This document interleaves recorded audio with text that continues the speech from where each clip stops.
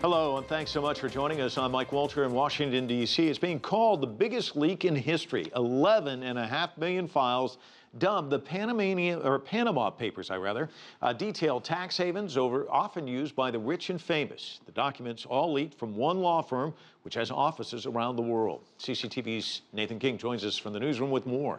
Yeah, Mike, this is causing headlines around the world, and the secret world of tax havens just became a little less secret. Based in Panama, most of the world hadn't heard of Mossack Fonseca until now. This huge document dump shows us the sheer scale of tax haven usage. It spans the globe. The banks, law firms and middlemen working on behalf of high net worth clients came from everywhere. Hong Kong, Switzerland, the UK, Luxembourg and Panama are the top 5. And where do these entities put their money? Well, the most popular tax havens are as follows. By far the largest, the British Virgin Islands, with 1 out of every 2 incorporations there. Second, Panama, then the Bahamas, followed by the Seychelles. Mossack Fonseca is one of the top 5 firms in the world for the creation of so-called shell companies offshore. This is perfectly legal, but sometimes these structures can be used for tax evasion and laundering illicit money for crimes or corruption. The company says it's done nothing wrong. Definitely. One does have to be careful because they are instruments that can be used to commit crimes. But it's the same with a car. If you buy a car at an agency, which is the attorney, and suddenly that person kills a Christian, that death, the car manufacturer, which would be us, is not at fault. Someone used the car, the driver, to commit that crime. There are hundreds of as-yet unsubstantiated allegations against high-profile people.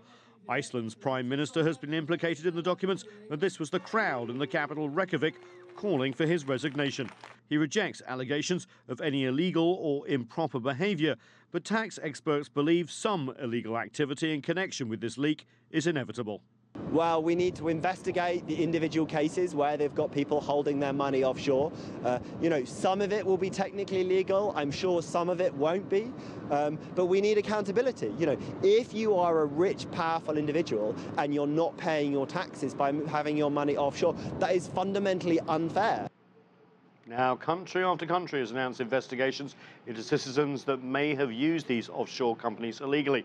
From the US to Europe to China, governments were already cracking down on tax evasion and corruption. These latest revelations may fuel their determination to follow the money, Mike.